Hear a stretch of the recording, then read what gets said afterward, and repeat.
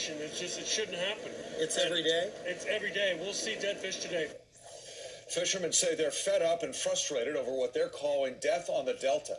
For months, they say they've seen dead fish and wildlife decomposing near the banks of the Sacramento-San Joaquin River Delta. And they're blaming California state parks for the increased use of pesticides and herbicides, and they think those chemicals may be causing a die-off. 2 Investigates Brooks Giroux has been trying to figure out what's in the water, and he's here now with what his team has uncovered. Brooks. Several state agencies tell us the chemicals are safe. They're being used to combat out-of-control grasses and plants.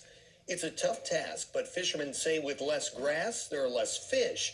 And tonight there are fears that not just wildlife, but swimmers, boaters, and neighbors who live along the Delta are all at risk. And we want to warn you, some of the pictures of the die-offs are hard to watch. At least 150 days a year, Hop on board. fisherman Michael Birch is on the water. This delta is one of the most amazing fisheries in the country. But on this day, he's not looking to catch feisty largemouth bass. Just wildlife every day. It's beautiful. He's taking us looking for what's no longer living. So there's definitely something in the water, and a bunch of us are out testing and trying to figure out what it is. Murky and narrow passages of the Sacramento-San Joaquin River Delta have their hazards. An ongoing battle is vegetation like Brazilian waterweed and floating hyacinth. For years, California's State Division of Boating and Waterways has tried to control it all, pelleting and spraying the grasses. The state has treated this. You can see it's yellow, brown, it's torched. That's what it looks like after they've applied Roundup. This year, Birch says it's different. Those cruising and fishing this delta agree. They are seeing death. Oh yeah, here's a dead fish. It didn't take us long to see what anglers have been documenting since March. That right there is horrible. There's another dead fish. See? That's what we have. These pictures he and his fishing buddies took this year show not just fish, but beavers, turtles, and other wildlife turning up dead near the banks and in the grass. It's an everyday occurrence. It's disgusting is what it is. In the 2+ decades he's been fishing the Delta, Birch says the only change he's seen is the state's increased use of pesticides and pellets. California State Parks told 2 Investigates it's trying to stop the dense mats of vegetation that create boating safety hazards and obstruct channels and marinas. It's been a huge concern for everybody that fishes the Delta. Andy Doudna helped start the Delta Anglers Coalition this summer. The goal is to share information amid growing concern the increased use of chemicals are killing the wildlife. This isn't just about a couple fishermen.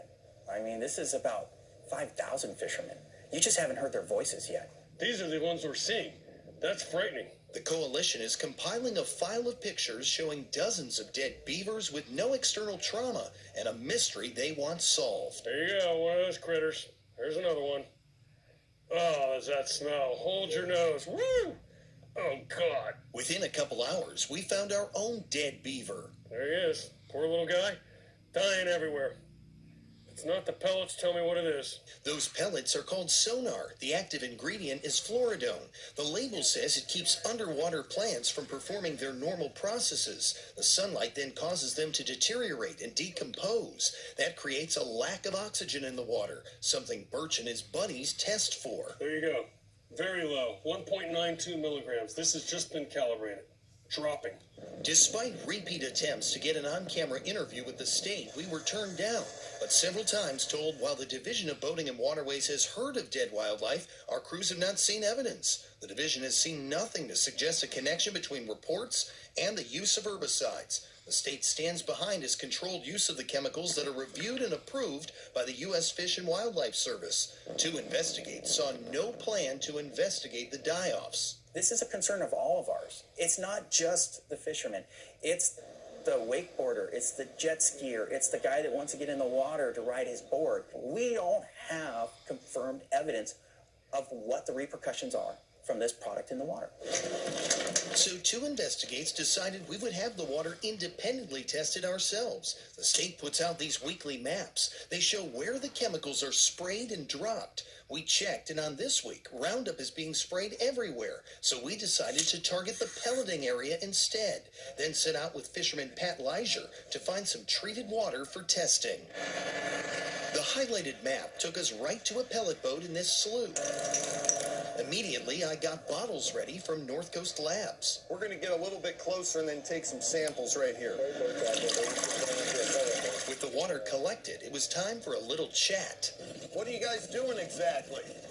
Putting in fluoridone in the water to kill the agaricus. These state workers say they do this once a week, treating the same spots. You guys heard any complaints from people about this killing off wildlife and fish? What we hear on the social media, that's about it. The State Parks Department spokespeople would only say treated areas are monitored weekly to ensure herbicide levels do not exceed allowable limits, and that there are no adverse impacts on the environment or public health. Were you surprised when you saw those pictures of all this dead wildlife?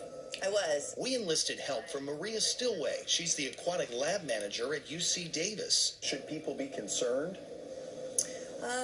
Generally speaking, I would say no. The concentrations of things that we find, again, are relatively low. Stillway has studied the effects of herbicides like fluoridone extensively. We showed her our water testing lab results. She says the amount is pretty normal. Those concentrations, those are too low to cause the kind of effects that you're seeing. What do you think could be causing death in the Delta?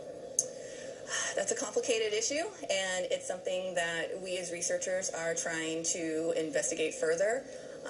There's a lot that goes on beneath the surface, and so I don't have a definitive answer. Another thing there's no answers to is the sores and lesions found on fish. These are pictures taken by anglers after hooking them this spring and summer. They say it's proof something is going on. We didn't have all this death in wildlife and fish before, but now we do. What changed? Well, what changes is the process and the frequency of use of the state using these two products in our water. Our expert says it could be a combination of factors, including the chemicals, water temperature, and flow patterns. And the sores on the fish could be signs of a larger systematic failure. They shouldn't just be dying like this. I mean, come on. A problem many are dying to solve. But for now, those answers depend upon research funding and persistence. I've never seen this in 25 years. Researchers say since the early 2000s, different fish species have greatly reduced. It's one thing scientists at UC Davis are now studying. The cause is still unknown, but two investigators also contacted the State Division of Fish and Wildlife and even sent pictures of dead fish and wildlife. A spokesperson told us there's no way to determine the cause of death from photos and explained there was nothing additional to add here. Brooks, very interesting. Thank you. You're welcome. Thanks, Brooke.